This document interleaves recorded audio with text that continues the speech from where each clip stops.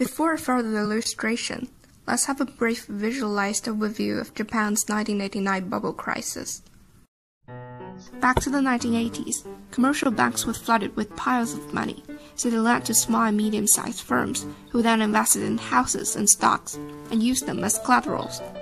Prices kept increasing, so they were both making a lot of money.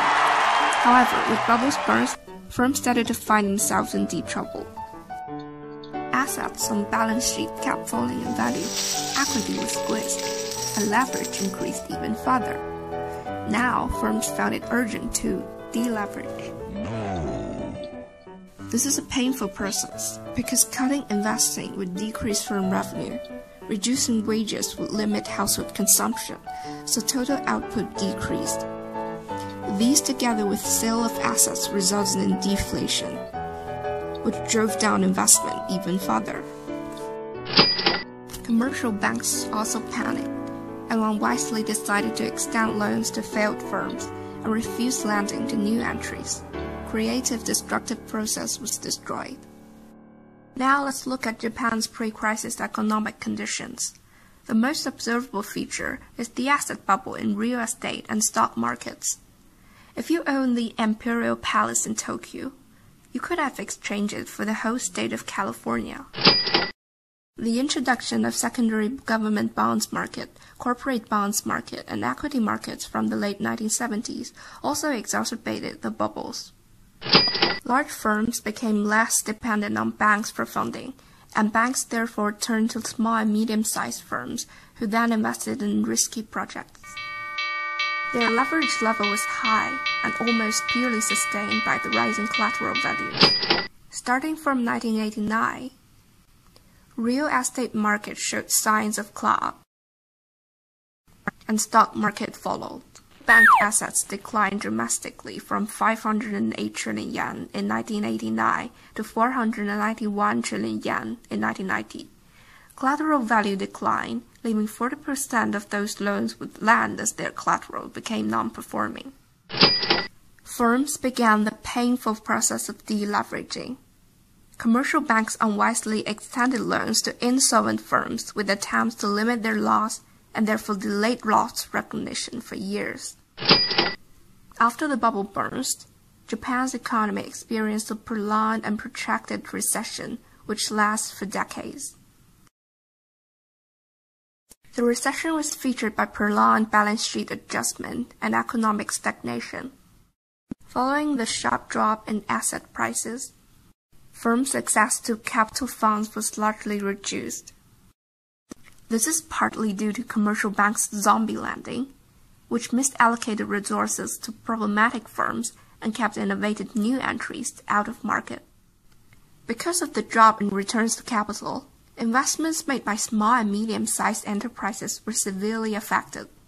Gross private fixed investment contracted on average by over 2% annually in the first half of the 1990s. Sharp drop in nominal wages was caused. This translated to suppression in consumption by households. These various factors combined contributed to Japan entering a phase of deflation from the late 1990s onwards. Deflationary pressures became most evident in goods and asset prices. Moreover, the uncertain economic growth outlook led to a postponement of investment and consumption plans, and the resulted deflation further depressed investment and consumption. A vicious cycle was formed.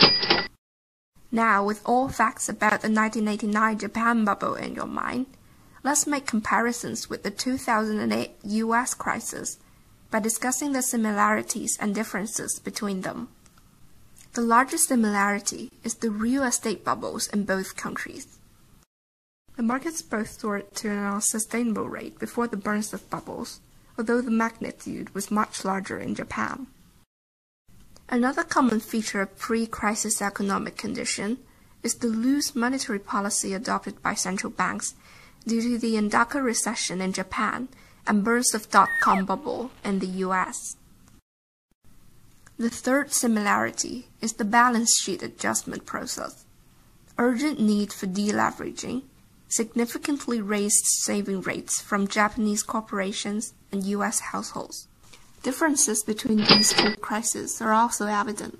Firstly, in the US, it was the prevalence of subprime mortgages that triggered the crisis, while in Japan, it was the opening up of capital market in the 1980s that caused the increase of corporate leverage in the form of bank loans. Secondly, in the US, it was many households that were affected by the deleveraging process, while in Japan, investment and consumption were both largely suppressed. Also, the policies in response differed a lot in strength and timing. The Fed was much more determined and responsive in adjusting federal funds rate close to zero, while Bank of Japan maintained its tightening policy for years after the burst of bubbles. Lastly, the current crisis affected almost all major economies in the world, while in the 1990s, Japan was able to rebalance through export-led strategies because of the domestic nature of the crisis. This is the introduction of Japan's 1989 bubble crisis. Thank you for listening.